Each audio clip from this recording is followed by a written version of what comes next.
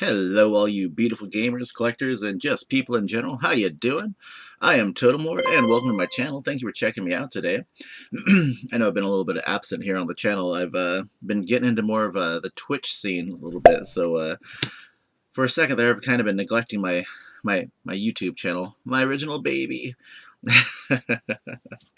But yeah, if you're ever on the Twitch scene, go check me out. I recently just hit affiliate status, so that's pretty exciting.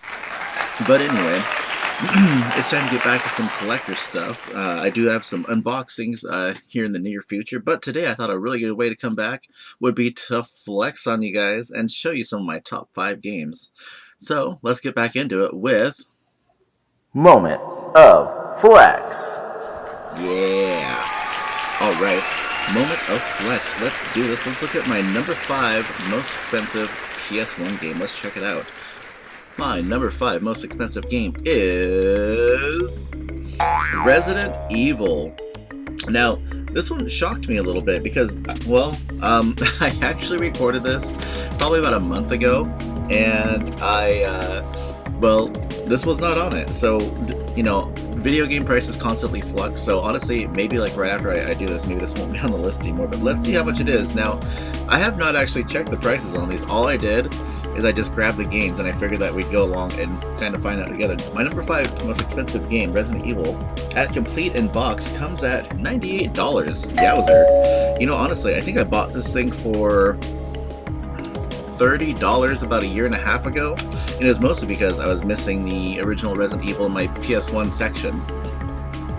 I already owned the remake on the GameCube, and I almost saw no reason to buy it, but actually, one of my October streams, I did stream this one, and it is still really fun if you're a Resident Evil fan. So, yes, my number 5 most expensive game, Resident Evil, well deservedly so, but yeah, that's nuts that it's just shooting up like that.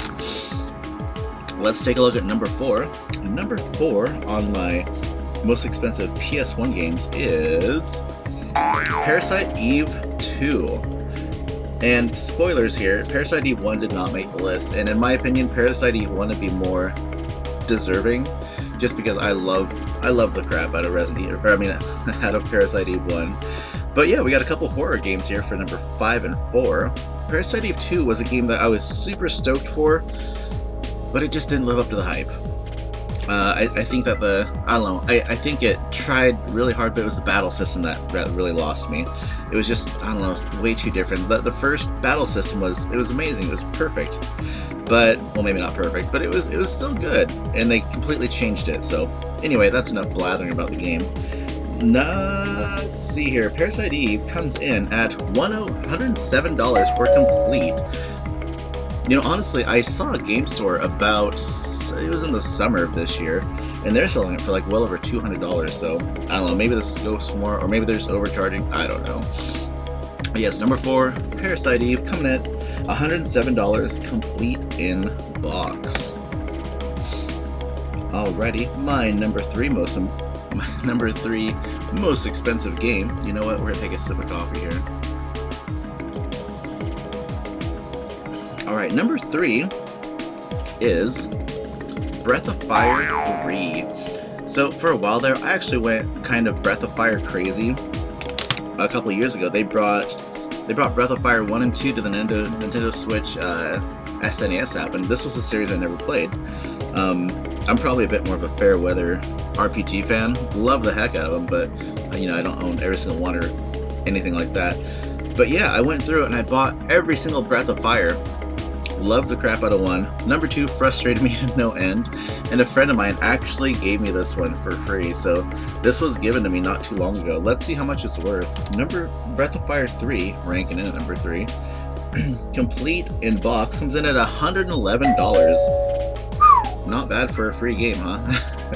But you know, when it comes down to it, the true value of a game comes down to what you, as the buyer, values it at. Am I right? But yes, I've only started this one, but I haven't quite got into it yet, so I need to get back into Breath of Fire, because I hear amazing things about Breath of Fire 3. Alrighty, we're getting down to the top 2. What's number 2 gonna be? Let's find out. My number 2 most expensive PS1 game is Breath of Fire 4. at kind of no surprise, considering the amount I paid for this, which kind of goes a little bit above what I'd usually pay. But like I said, I was kind of going nuts over Breath of Fire stuff, and I bought this at a game store nearby for $90. I really had to ask the wife to let me spend it. Like Breath of Fire 3, I have this one I haven't even tried. I think I tested it, but did I even do that? Maybe I should do that. That would have been smart. But yeah, Breath of Fire 4 is number 2. Let's see how much it goes for. Breath of Fire 4 comes in at $112 complete in box. So this is another one I hear really great things, but I hear that number 3 is where the series really peaked, but honestly, I don't know. So alright, we're getting down to number 1. My number 1 most expensive game today is Silent Hill.